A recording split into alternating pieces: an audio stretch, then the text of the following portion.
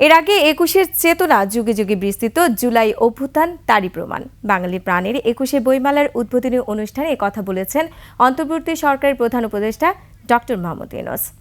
দর্শক, প্রক্রিয়াধীন রিপোর্টটিতে আরও জানাচ্ছেন প্রণব চক্রবর্তী। জুলাই গণ অভ্যুত্থান, নতুন বাংলাদেশ বিনির্মাণ, এই প্রতিপাদ্যে আজ থেকে শুরু হলো অমর ২১শে বইমেলা। ছাত্র জনতার অভ্যুত্থানে আওয়ামী লীগ সরকারের পতন হয়েছে, তাই অন্য বছরের তুলনায় এবারে ২১শে বইমেলার প্রেক্ষাপটও ভিন্ন। বিকেলে বইমেলার উদ্বোধনী অনুষ্ঠানে যোগ দেন প্রধান উপদেষ্টা ডক্টর মোহাম্মদ ইউনূস। জাতীয় সঙ্গীত ও অমর ২১এর গানে শুরু হয় মূল আনুষ্ঠানিকতা।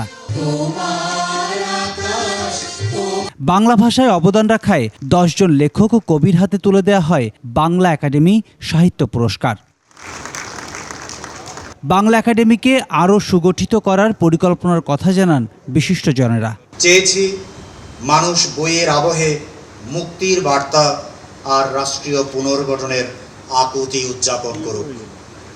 আশা করি আমাদের এই চাওয়া বাস্তবায়িত হবে। বইমেলা আয়োজন সহ নানা মাত্রিক কর্মকাণ্ডে আপনাদের সমর্থন নিয়ে বাংলা একাডেমি নানা ধরনের বুদ্ধিবৃত্তিক বিকাশের কাজ করে চলছে। বাংলা একাডেমির সার্বিক কার্যক্রমে আপনাদের সকলের সহযোগিতা প্রয়োজন। সরকারের কাছ থেকে যে আর্থিক ও প্রশাসনিক সহযোগিতা প্রয়োজন, বাংলা একাডেমি তা পাবে বলেই আশা। নতুন চিন্তার যেন একটা সংযোগ তৈরি হয়, এই ব্রিজটা যদি আমরা করে যেতে পারি, তাহলে আমরা মনে করি যে এই একাডেমিটা একটা চলমান প্রতিষ্ঠানে পরিণত হবে।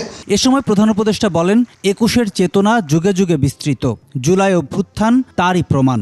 ২১শে মানে অবিরাম সংগ্রাম, নিজের পরিধিকে আরও অনেক বাড়িয়ে নেওয়া। এবারের ২১-এর প্রেক্ষিত আমাদেরকে নতুন দিগন্তে প্রতিস্থাপন করেছে। বরকত সালাম, রফিক জব্বারের বুকের রক্তে যে অঙ্গীকার মাখা ছিল, তাতে ছিল জুলাই অভ্যুত্থানকে নিশ্চিত করার মহা বিস্ফোরক শক্তি। বইমেলা জাতীয় জীবনের অবিচ্ছেদ্য অংশ, তাই বাংলা ভাষায় লেখক সৃষ্টিতে নিজের পরিকল্পনার কথা জানান ডক্টর ইউনূস। প্রতি বছর বিষয়ভিত্তিক সেরা লেখক স্বীকৃতির আয়োজন করলে লেখকরা এই স্বীকৃতি পাওয়ার জন্য এবং সেরা লেখকরা সেরা প্রকাশক পাওয়ার জন্য অনেক সহায়ক হবে। আমি এই প্রস্তাব দিচ্ছি।